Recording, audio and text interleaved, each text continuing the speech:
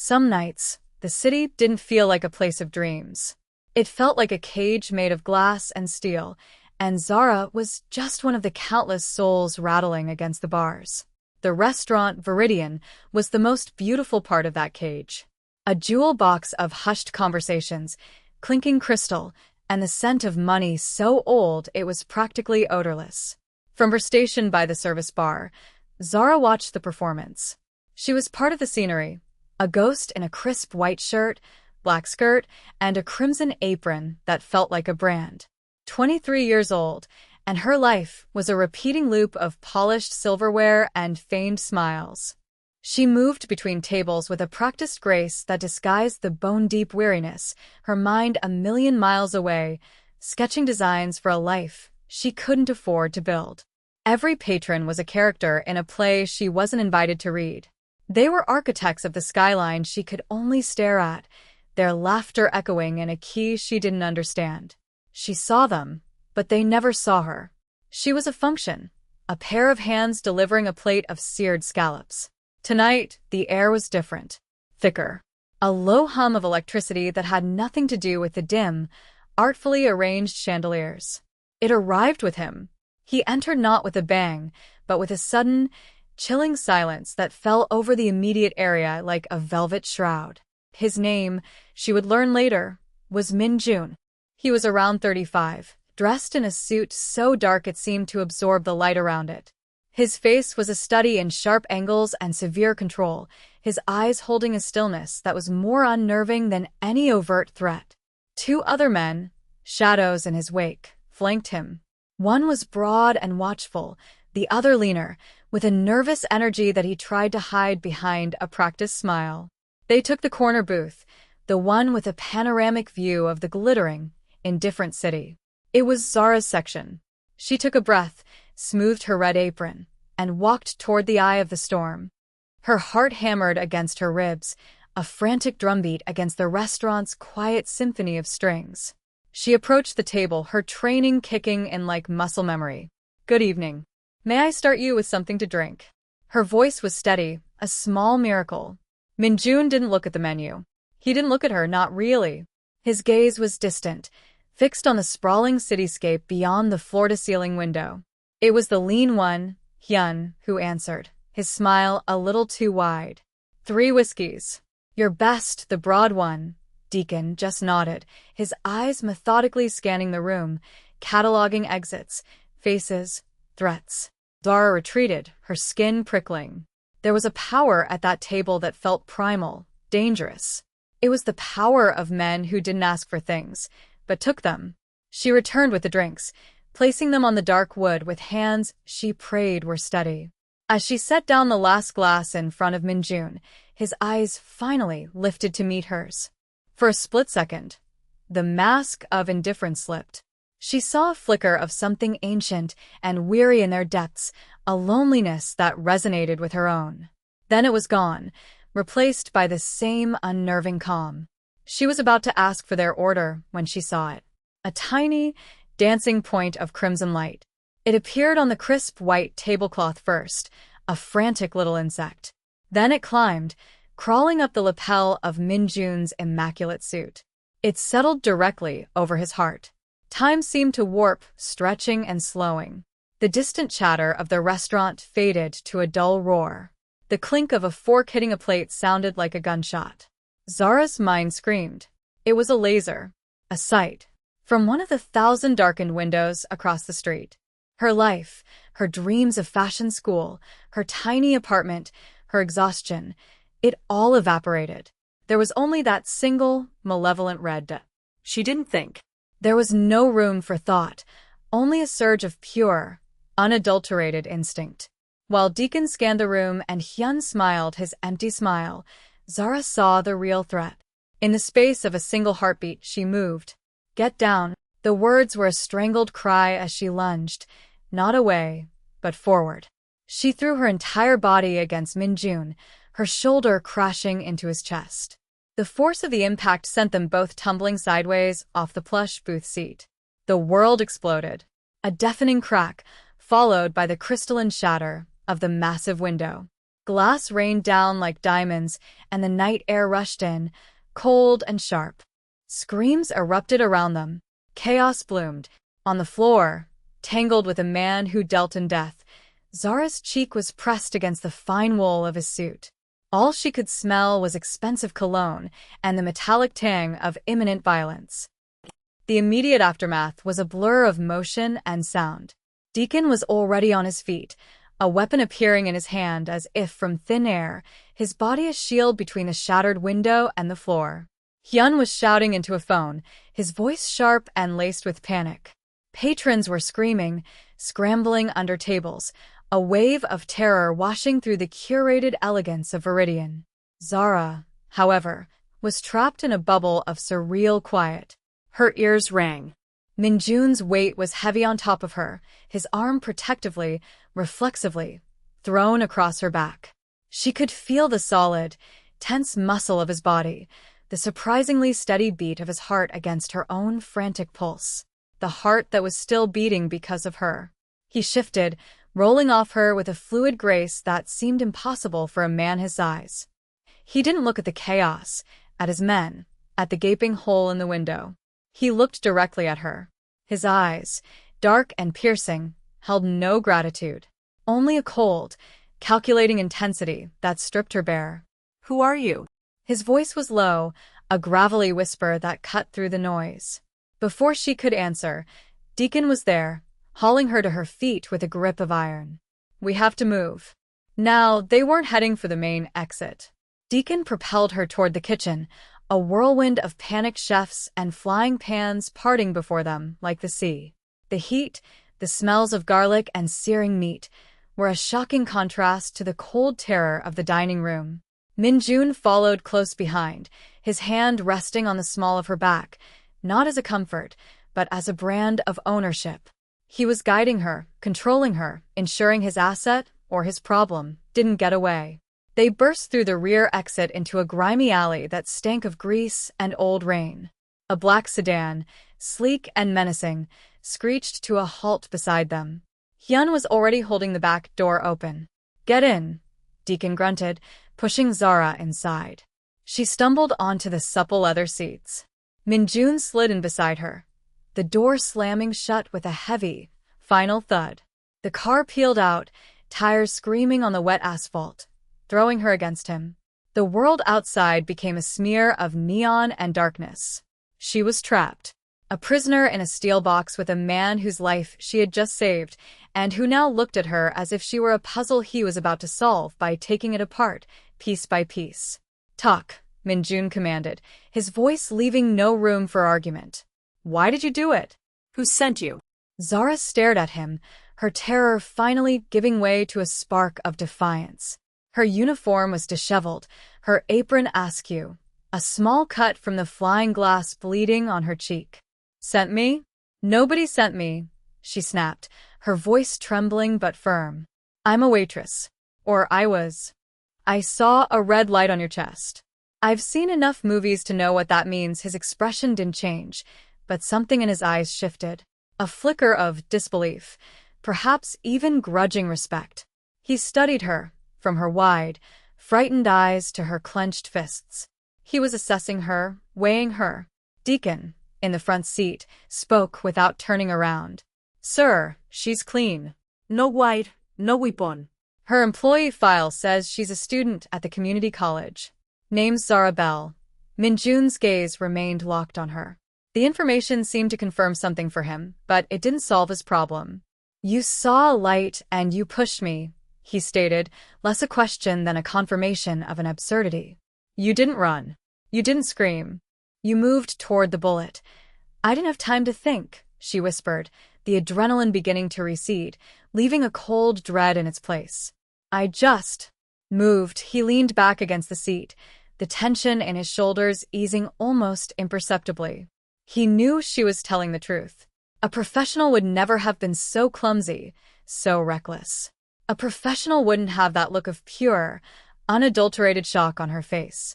But her truth was the most dangerous thing of all. She was a civilian who had seen his face, who was now entangled in his war. She was a witness, a loose end. You understand, he said, his voice soft but heavy with implication, that you cannot go home. You cannot go back to your life.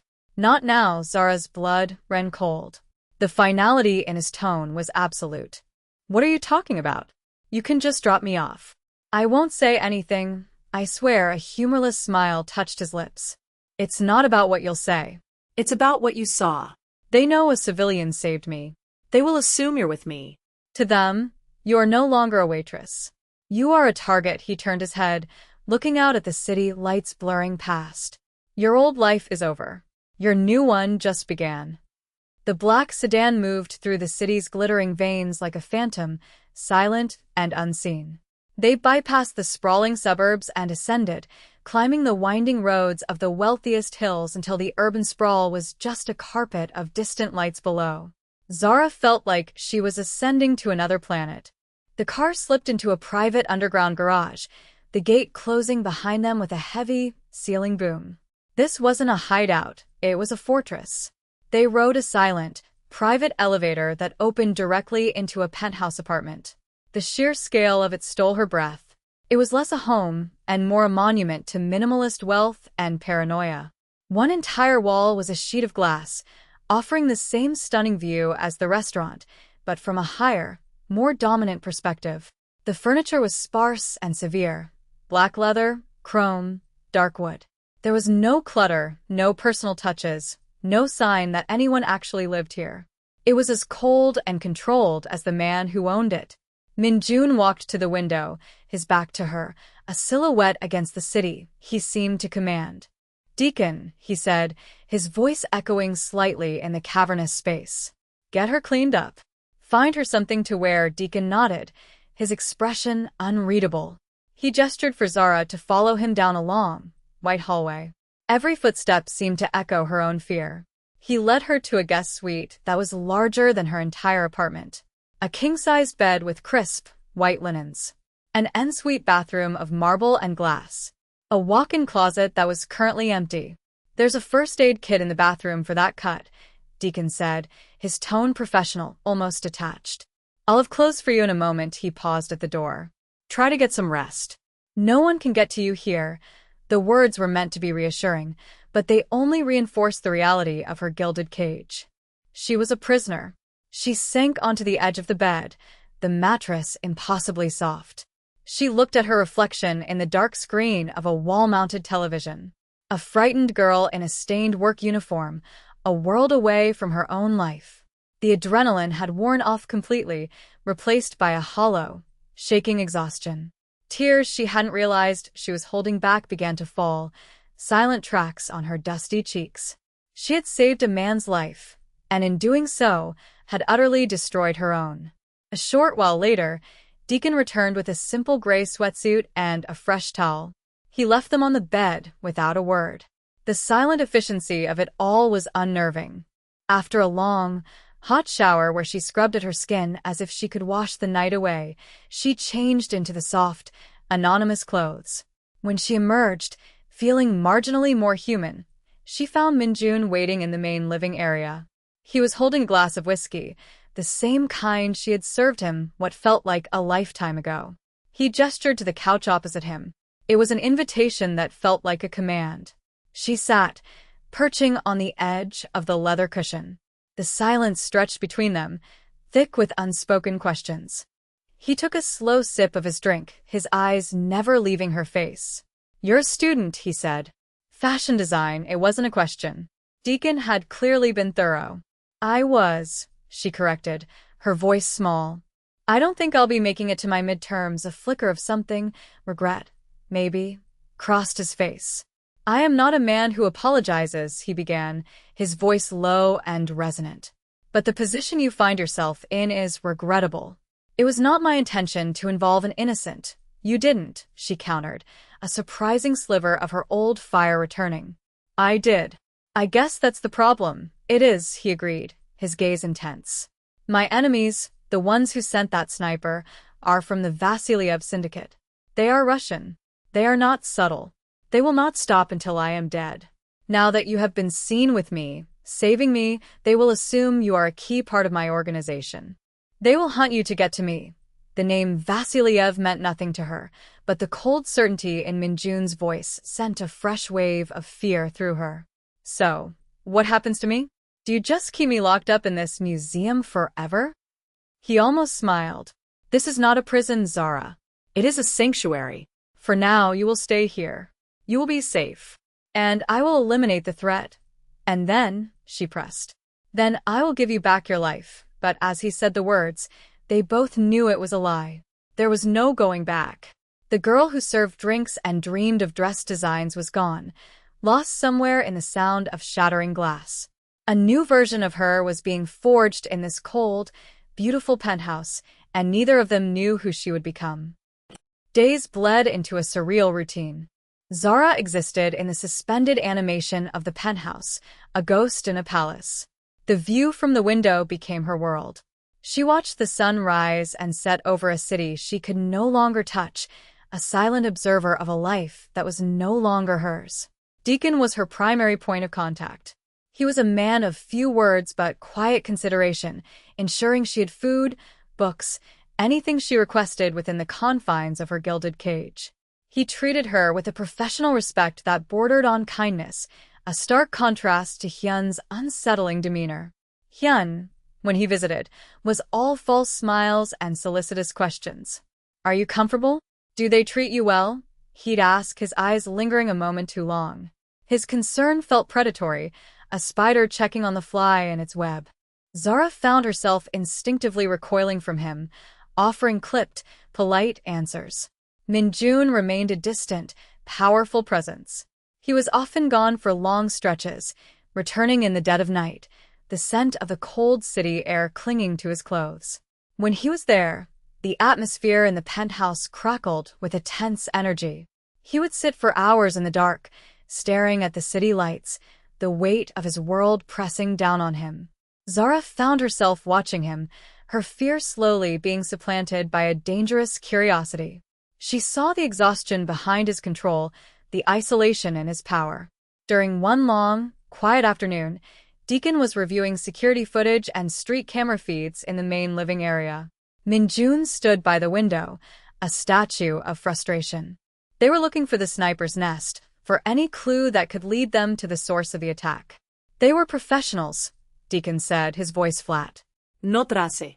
They would have been in and out in 90 seconds, Minjun's jaw tightened. They knew my schedule. They knew which table I would take, his eyes narrowed. The leak is internal, the word hung in the air, cold and sharp. An invisible poison was spreading through his organization. Zara, who had been sketching idly in a notebook Deacon had given her, paused. She remembered that moment, the red dancing on the tablecloth. She remembered looking up past Minjun through the window. The reflection, she said suddenly, her voice barely a whisper. Both men turned to look at her. What? Minjun asked, his attention fully on her now. She stood and walked towards the window, her heart starting to beat faster. When I saw the laser, I looked up. Out the window. I didn't see the sniper, but I saw the reflection of your restaurant sign in the building across the street. She pointed towards a specific skyscraper, a dark monolith of glass and steel. The sign is red neon, but the reflection I saw was broken, distorted. It was reflecting off a window that was angled differently from the others. An open window, Deacon was already at the computer, pulling up architectural plans of the building she indicated. He zoomed in on the side facing the restaurant. Most of the windows were uniform, sealed panes of glass. But on the 27th floor, an executive suite, there was a single section of operable windows, designed to tilt open for ventilation. Floor 27, Deacon said, a new edge to his voice. Leased to a shell corporation. Untraceable, Minjun stared at Zara, a new light in his eyes. The dismissive assessment was gone, replaced by a sharp, focused intrigue. She wasn't just a civilian he had to protect. She had given them their first real lead. She had seen something his own trained security had missed. How did you notice that? He asked, his voice softer than she'd ever heard it. I don't know, she admitted. I used to clean those windows at the restaurant after closing. You notice things. Smudges, reflections, how the light hits. It was just wrong. For the first time, The immense power imbalance between them shifted, just a fraction. She had provided something of value. She wasn't just a piece on the board, she had influenced the game. A small, almost imperceptible nod from Minjun was her only thanks, but it felt like a seismic event. He now saw her not as a liability, but as an unexpected and perhaps essential asset. The hunt had a direction, and she was the one who had pointed the way. The lead, however, only tightened the knot of paranoia. The 27th floor suite had been wiped clean, a ghost location. The knowledge that the leak was internal poisoned every interaction, every conversation. Minjun's command became a fortress of suspicion, and the penthouse its isolated keep. Zara could feel the tension ratcheting up, a high-strung wire humming through the walls. Minjun grew more remote, the mask of control firmly back in place, but now she could see the cracks. She saw it in the way he clenched his jaw when he was on the phone, the way his eyes were constantly scanning, even within the supposed safety of his home. One evening, as Zara was heading to her room, she overheard Hyun speaking to Minjun in the main living area, his voice low and urgent. "This is a mistake, keeping her here. She's a civilian. A weakness. Let me arrange for her to disappear. A new life. Far away. It's the only way to be sure she stays." Minjun's reply was like chipping ice. "The threat isn't her. It's one of us." The conversation ended abruptly as Zara retreated back down the hall, her blood cold. Hyun's words, meant to sound like pragmatic advice, felt like a threat wrapped in a lie. He wanted her gone. The thought chilled her more than any external enemy. She was safer with the cold, distant mob boss than with his smiling, solicitous second-in-command. The next attack was more brazen, more personal. Minjun was leaving the building for a meeting only 3 people knew the details of. Him, Deacon, and Hyun. As his car prepared to exit the underground garage, Deacon, running a last-minute remote diagnostic from the penthouse, saw an anomaly. A pressure sensor on the vehicle's undercarriage that wasn't standard. "Stop." Deacon's voice boomed through the car's internal comms. "There's a bomb." The lockdown was instant. The garage was sealed. The bomb squad, Minjun's own private, efficient team, was called. They disarmed a sophisticated explosive device, powerful enough to destroy the car and half the garage. It had been planted by someone with access. Someone on the inside. That night, the penthouse was silent as a tomb. The city lights outside seemed to mock their confinement. Zara found Minjun on the balcony, a place he rarely used. He stood without a coat in the biting wind, staring down at the city. He didn't seem to notice the cold. She hesitated, then grabbed a thick cashmere blanket from the sofa and walked out to join him. She didn't say a word, just draped the blanket over his shoulders. He flinched at her touch, a brief, surprised reaction, before relaxing into it. "He tried to kill me in my own home," Minjun said, his voice raw with a quiet fury. It was the first time she had heard him sound anything other than controlled. "Someone I trusted. I heard Hyun," she confessed, her voice barely audible over the wind. "He wanted you to get rid of me." Minjun turned to face her, his expression unreadable in the dim light. "He's been my right hand for 10 years." The betrayal was a palpable wound. "Deacon is setting a trap," Minjun continued, his gaze locking with hers. "We're feeding information about a shipment, a major one. Only 2 routes. I will tell Hyun I am taking the north route. I will tell the others I am taking the south. Deacon will monitor both." He was trusting her with this, she realized. The knowledge was a heavy weight. "What if you're wrong?" she asked. "What if it's someone else?" "I am rarely wrong about people," he said, a hint of his old arrogance returning, but it was tinged with the pain of his current doubt. "But I have been before." The trap was sprung the next day. Hyun arrived at the penthouse, his face a mask of grim concern. "The Vasiliev crew knows about the south route. They're setting up an ambush. We have to divert you north now." The lie was seamless, delivered with the practiced ease of a born traitor. Minjun's face remained impassive. "Thank you, Hyun. Your loyalty is appreciated." Behind him, Deacon stepped out from the hallway, his face grim. 2 large, silent men followed him. Hyun's smile faltered. He saw the look on Minjun's face, the cold, dead certainty. He saw Deacon's stony expression. The trap hadn't been on the streets. It was right here in this room. I told no one about the south route, Hyun, Minjun said, his voice dangerously quiet. Except you. Hyun's facade shattered. The panic was immediate, his eyes darting towards the exits. He took a step back, but there was nowhere to go. Minjun, you have to understand. Vasilyev, he is my family. I knew your family, Hyun, Minjun retorted, stepping forward. I paid for your mother's surgery. I sent your sister to university. They were my family too. The words were like hammer blows. The betrayal wasn't just business. It was a deep, personal desecration. Hyun reached for a weapon tucked into the back of his waistband, but he never had a chance. Deacon and his men moved with brutal efficiency, subduing him in seconds. As they dragged the struggling, pleading Hyun away, Minjun stood perfectly still, his back to Zara. She could see the rigid line of his shoulders, the tremor of rage and hurt he was trying to suppress. He was a king who had just discovered the deepest treason in his court, and in that moment, he looked utterly, terrifyingly alone. The discovery of Hyun's betrayal sent shockwaves through the organization, but there was no time for grief or recrimination. It was a wound that left them exposed. Vasilyev, his inside man now captured, would not wait. He would see this as a moment of weakness, a chance to strike a final, decisive blow. The penthouse, once a sanctuary, now felt like a command bunker on the eve of a losing battle. Minjun, Deacon, and Zara became an unlikely triumvirate, poring over maps, schedules, and personnel files spread across the large glass dining table. The air was thick with the scent of coffee and the low hum of encrypted electronics. Minjun was a man possessed, driven by a cold, focused rage. The pain of the betrayal had been transmuted into a lethal clarity.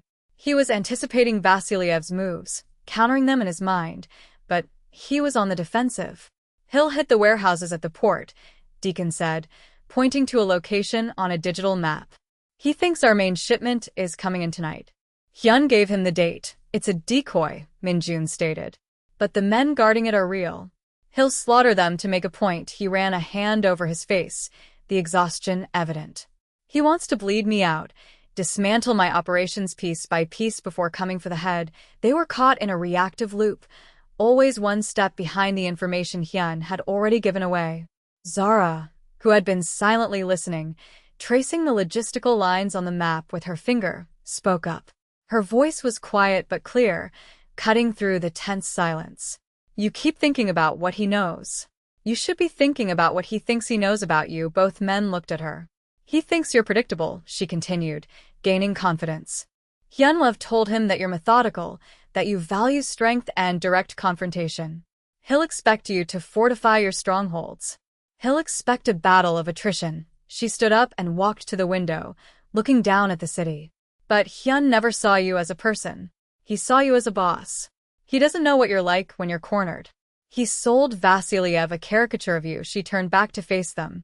Vasilyev is expecting a king to defend his castle.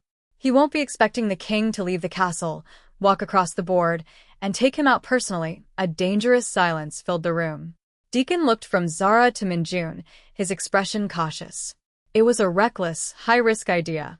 A direct strike is suicide, Deacon said flatly. We don't know where he'll be. No, Zara countered, her mind working fast, connecting dots no one else saw. You don't have to find him. You just have to make him come to you. Not to your territory, not to a warehouse. To neutral ground. Somewhere he feels safe. She looked directly at Minjun. Hyun betrayed you. Vasilyev knows this. He'll be expecting you to be emotional, angry, maybe even desperate. He'll be arrogant. Use it. Propose a truce. Vasilyev will never agree to a truce, Deacon scoffed. He will if the offer is delivered by Hyun, Minjun said, his eyes gleaming with a new, predatory light. He understood immediately. He saw the shape of Zara's logic. It was a strategy born not of criminal tactics, but of human psychology. It was brilliant. We make Hyun believe his family is threatened by us, Minjun elaborated, his voice low and intense. We force him to contact Vasilyev, to set up a meeting to finalize the betrayal, a face-to-face handover of my remaining assets. Vasilyev won't be able to resist the satisfaction of seeing me formally broken, delivered by my own right hand. He'll bring his entire force, Deacon warned. We'll be outnumbered. He'll bring the force he thinks he needs to eliminate a broken man, Minjun corrected. We won't be there as a broken man. We will be there as the trap. The power dynamic in the room had completed its reversal. Zara was no longer a protected civilian. She was a strategist, the architect of their only hope. Minjun looked at her, his expression a complex mixture of awe and something deeper, something intensely personal. You should have been a general, he said, the corner of his mouth lifting in a rare, genuine smile. There's still time, she replied, the faintest hint of a smile on her own lips. In the quiet before the coming storm, a new alliance was forged, not of necessity, but of mutual respect and a dangerous, unspoken attraction. They were no longer a boss and his ward. They were partners. The location was a defunct industrial park on the city's forgotten fringe, a graveyard of brick and rusted steel. The abandoned cannery at its heart was chosen as the meeting point. It was neutral territory, belonging to no one, a place where deals were meant to be made and broken with equal ease. To Vasilyev, it was the perfect stage for his final triumph. To Minjun, it was a kill box. The plan, born from Zara's insight, was a symphony of strategic deception. For 2 days, Deacon's teams moved in the shadows, not fortifying the cannery, but seeding it with traps. They didn't rig the main floor with explosives. That was too predictable. Instead, they weakened structural supports, set up remote-controlled industrial machinery, and established overlapping fields of fire from the surrounding derelict buildings. Zara's role was critical. She wouldn't carry a gun, but she would be their eyes. From a high vantage point in an old clock tower 200 yards away, equipped with thermal imaging binoculars and a direct line to Deacon, she was the nerve center. She could see all the approaches, all the blind spots. She was the one who would give the signal. Minjun would be the bait. He would walk in with only 2 guards, the very picture of a defeated man coming to terms. The night of the meeting was cold and moonless. A damp chill clung to the air, smelling of rust and decay. Zara's heart hammered against her ribs as she watched through the binoculars. Her hands were cold, but her mind was sharp, focused. She saw the convoy arrive. Not a subtle approach. 3 black SUVs, headlights cutting through the gloom. Vasilyev was arrogant. They're here, she whispered into her mouthpiece. 3 vehicles. I count 12 men deploying, plus Vasilyev and Hyun getting out of the center car. Copy that, Deacon's voice crackled back in her ear. The boss is in position through the lenses. She saw Minjun walk out from the cannery's massive, groaning doors. He looked exactly as they'd planned, suit slightly disheveled, posture slumped in defeat. It was a masterful performance. Vasilyev, a large, bearded man radiating brutal confidence, strode toward him, Hyun trailing in his wake, like a beaten dog. They met in the center of the yard. The distance was too great to hear words, but the body language was everything. Vasilyev was gloating, expansive. Minjun was still, absorbing the humiliation. Zara scanned the perimeter. Vasilyev's men were fanning out, taking tactical positions, but they were sloppy, confident. Their formation was exactly what Deacon had predicted. They were surrounding the cannery, not the entire park. They're in position, Zara said, her voice steady. All targets are inside the designated zone. Hold for the signal, Deacon replied. The signal was Zara's call. Minjun had insisted. She had to make the judgment. She watched as Vasilyev clapped Minjun on the shoulder, a gesture of dominance. She saw Hyun refuse to meet Minjun's eyes. This was it. The moment of maximum arrogance. The moment they believed they had won. Now, she said. The world erupted. It wasn't a single explosion, but a chain reaction. The first trap was sound. Massive speakers hidden in the cannery blasted a deafening, disorienting frequency, causing Vasilyev's men to flinch, to cover their ears. In that split second of confusion, the lights Deacon's team had set up on the surrounding rooftops flickered on, illuminating the yard in a blinding glare and plunging the perimeter into deeper shadow. Minjun was already moving. He drove an elbow into the throat of the guard beside him as his other guard engaged the second. It was controlled, brutal, and over in an instant. Vasilyev, momentarily stunned, drew his weapon, but he was too slow. Minjun was on him, not with a gun, but with a fury that was terrifying to behold. Through her binoculars, Zara watched the chaos unfold exactly as planned. Deacon's teams, hidden in the darkness, opened fire, their shots precise, targeting Vasilyev's scattered and disoriented men. It wasn't a firefight, it was a harvest. But Zara's focus was on the two central figures. Minjun disarmed Vasilyev, their fight devolving into a raw, physical struggle. But his real target was Hyun. As Vasilyev reeled back, Minjun turned his attention to his former right hand. He didn't raise a weapon. He simply walked toward him. Hyun, his face a mask of terror, fumbled for his own gun. He raised it, his hands shaking. Zara's breath caught in her throat. Through the powerful lenses, she saw the unspeakable pain and rage in Minjun's eyes. He didn't even try to dodge. He just kept walking forward, forcing Hyun to confront the full weight of his betrayal. The shot never came. Hyun's hands trembled, his resolve crumbling under the sheer force of Minjun's cold, disappointed gaze. The gun clattered to the asphalt. It was a confession of failure, of a spirit so broken it couldn't even commit the final, damning act. Minjun stopped just before him, the space between them charged with years of shared history now curdled into poison. The ensuing fight was short and merciless. It wasn't a battle between equals, it was a judgment. Minjun moved with a devastating economy of motion, each strike a punishment for a specific memory, a specific trust violated. He systematically dismantled Hyun, not just physically, but emotionally, breaking him down until he was a crumpled heap on the ground, sobbing. Around them, the last of the gunfire echoed and died. Deacon's voice came through Zara's earpiece, calm and final.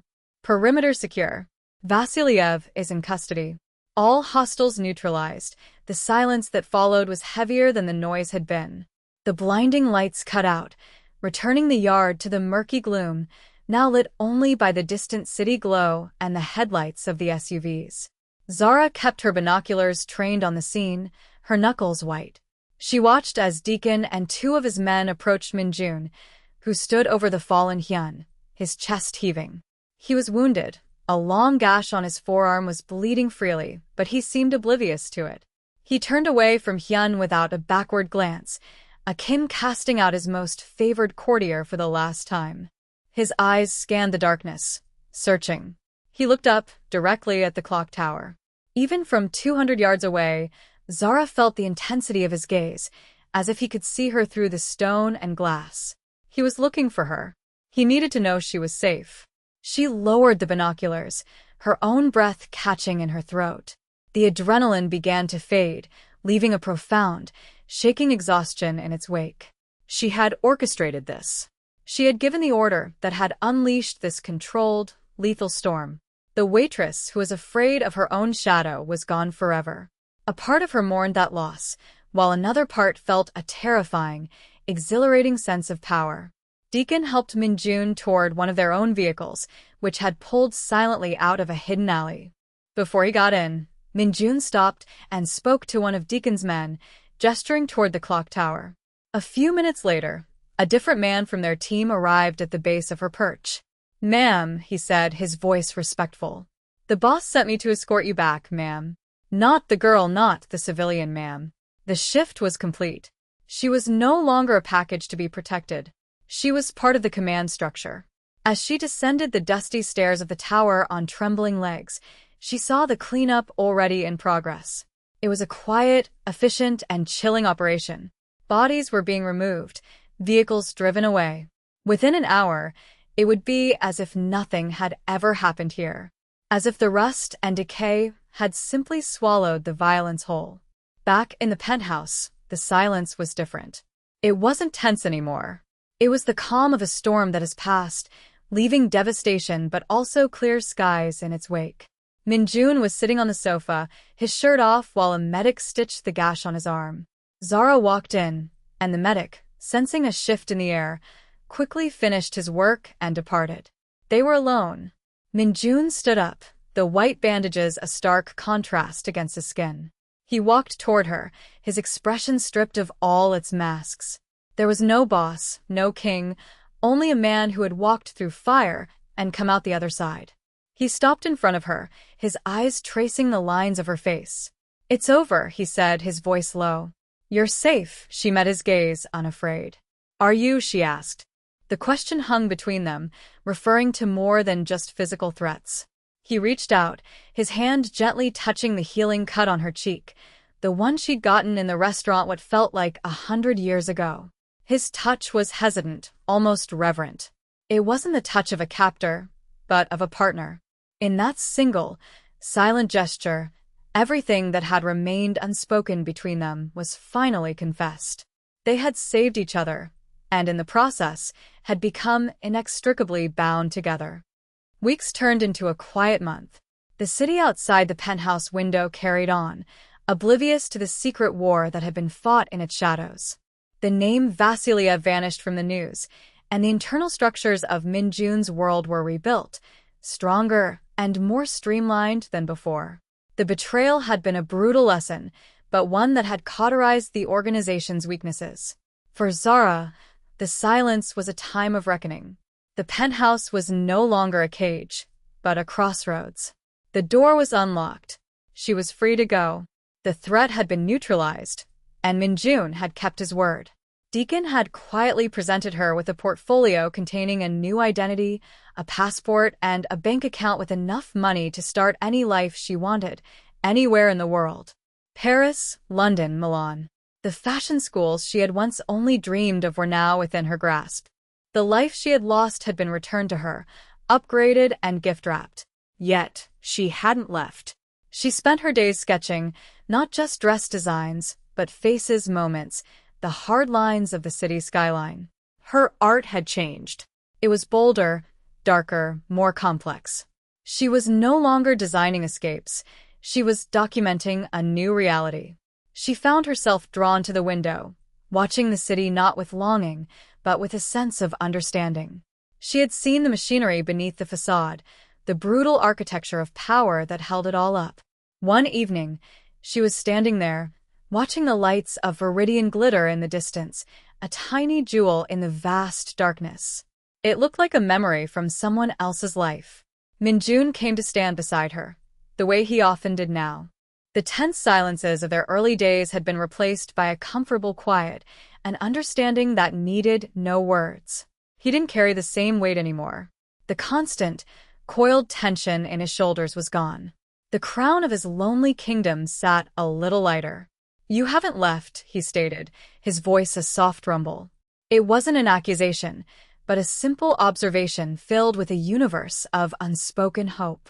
"The portfolio is still on the table," she replied, her gaze fixed on the restaurant. "A new name, a new city. A clean slate. It is everything you wanted," he agreed. "A life away from all of this. A life you deserve." He was offering her an exit, a final, honorable discharge from his world.